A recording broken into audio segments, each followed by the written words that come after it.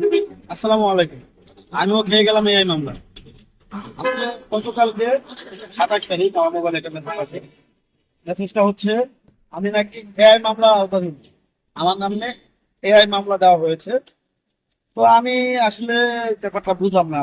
আমি তো জানি যতটুকু যে এআই ক্যামেরা বসানো আছে ঢাকাতে, বাংলা ঢাকাতে থাকে, কিন্তু নবীনগর থেকে জামগড়া এটুকুই আমার চাওয়া আসা। আর এখানে আমার জানা মতো কোনো এআই ক্যামেরা বসানো নেই যেখানে আমাকে ডিজিটাল মামলা আনা হবে। যাই হোক, আমি যেটা বুঝেছি, এখানে যদি আমার নামে মামলাই হয়ে থাকে তাহলে গাড়ির আমার গাড়ির হচ্ছে নাম্বার প্লেটের নাম্বারটা দেওয়া থাকবে যে এই গাড়ির এই নাম্বারে আপনি মামলাটা খেয়েছেন, কিন্তু আমার গাড়ির কোনো নাম্বার দেওয়া হয়নি। তো আমি যতটুকু বুঝলাম এই মেসেজটা পড়ে, এটা আসলে এআই ক্যামেরা দিয়ে যে আমাদের বিআরটি এর যে মামলাটা করা হয় সেই মামলাটা না, এটা হচ্ছে অনলাইনের ফেক একটা মেসেজ।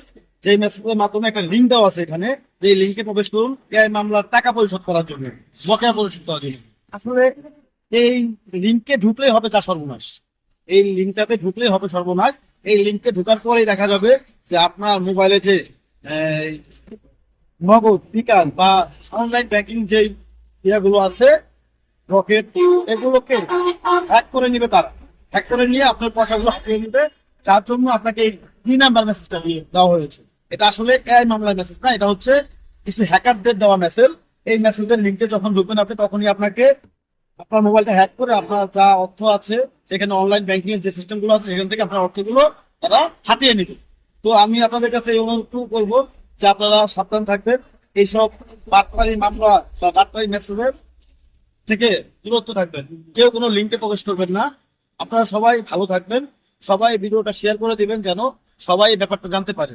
এই ব্যাপারটা জানতে পারলে কেউ এরকম লিঙ্কে প্রবেশ করবে না এবং নিজেদের অর্থগুলো নষ্ট হবে না। তো ভালো থাকবেন সবাই। আল্লাহ হাফেজ, টেক কেয়ার।